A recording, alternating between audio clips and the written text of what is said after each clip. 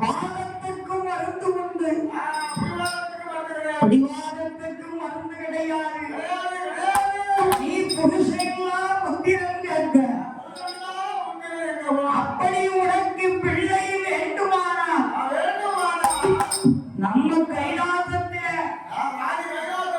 வடக்கு வாசலில 1000 கால் மண்டபத்திலே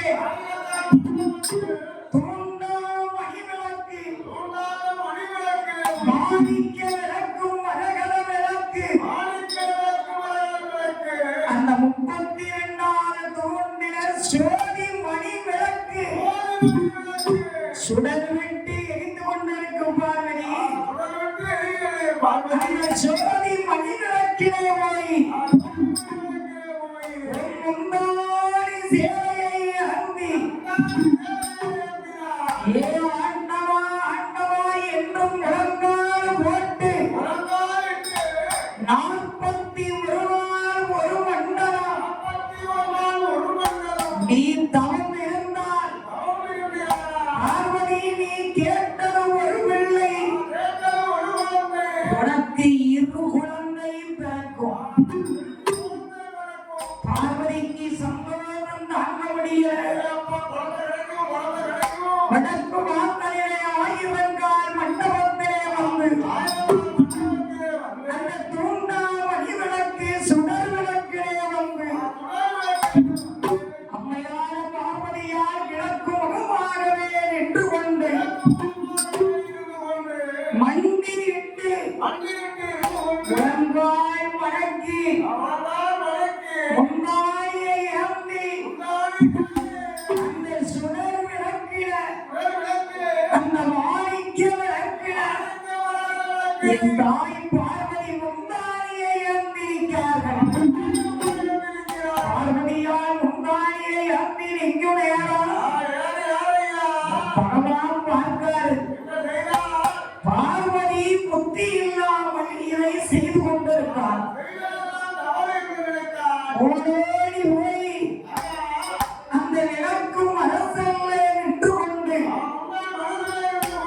அந்த தூண்டா மணி விளக்கை அந்த சுடர் விளக்கை மாணிக்க விளக்கும் மரகத விளக்கை ஆண்டவன் கையால தொட்டு தீண்டி வைக்கிறார். அந்த ஈஸ்வர விளக்க தீண்டி வைத்த போது அந்த அருமையான ஈசனுடைய கை விரல் பட்டு அந்த சுடரிலே இருந்த அந்த அதாவது திடீர முன்னாடி முகப்பட நிற்கும் கருப்பு அதை அசைத்த உடனே 2 சொட்டு அந்த பார்வதியாருடைய முந்தானியில விழுந்தது. அந்த 2 சொட்டு விழுந்த உடனே அந்த பார்வதியார் கூட்டி பிடிக்கிறார். முந்தானி கனமாய் இருக்கே என்று பார்வதி கொண்டு வந்து பார்க்க அந்த முந்தானியை அவர் விரித்து பார்க்கிறார். அங்கே இருமை இருக்கிறது தெரியுமா? அந்த அம்மையோட பார்வதியார் பார்க்கிற போது அழகான 2 முண்டம் முந்தானியில உருளுது. எப்படி உருளுது தெரியுமா? ஐயோ இல்லை காலமில்லை கண்ணே போகுது பிரியமை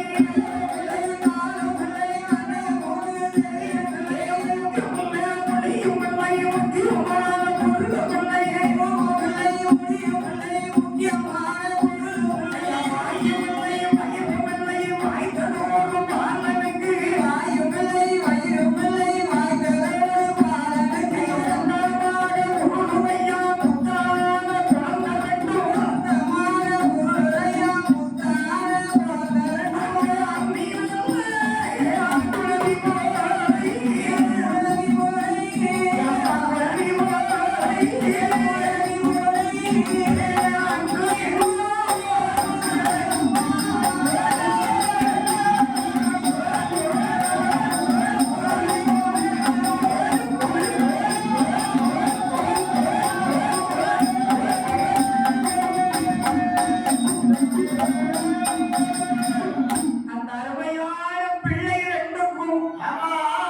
கை கிடையாது, காது கிடையாது, வாயு கிடையாது, வயிறு கிடையாது, மூச்சு இல்லை, பேச்சு இல்லை,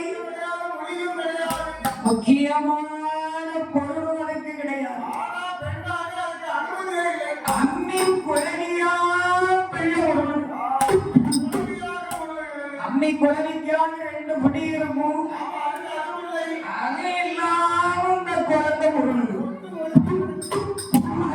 பிள்ளைய கையில் எடுத்தார்கள். ஆண்டவன் வீட்டை வந்து கேட்கார்கள், ஆண்டவா நான் உங்களிடத்திலே என்ன கேட்டேன்? ஆண்டவா நான் பிள்ளை வரம் கேட்டேன், எனக்கு வேய் முண்டத்தை கொடுத்திருக்கிறீர்கள். நான் மனத வரம் கேட்டேன், மாயமாக இருக்கு ஆண்டவா. கை கிடையாது, காது கிடையாது, மூக்கு கிடையாது, மொழி கிடையாது, வாயு கிடையாது, வயிறு கிடையாது. பிள்ளைங்க வச்சு நான் என்ன பண்ண ஆண்டவா? என் பார்வதி நீ கணவனில்லாத பிள்ளை கேட்டாய், அது அப்படித்தான் இருக்கும் பார்வதி. நீ மன்னனில்லாத பிள்ளை கேட்டாய், அந்த மன்னனில்லாத பிள்ளை இப்படித்தான் இருக்கும். என் பார்வதி ஆக்கம் பொறுத்த வெள்ள ஆழம் பொறுக்கணும். நான் ஒரு படி மண்ணை எடுத்து போட்டிருக்கேன், ஆண்டவனாகப்பட்ட பிரம்மதேவன் அதை உருப்பிடிக்க வேண்டும். அதுக்குள்ளே இப்படி பண்ணனா என்ன பார்வதி அர்த்தம்? ஐயா பிரம்மதேவன்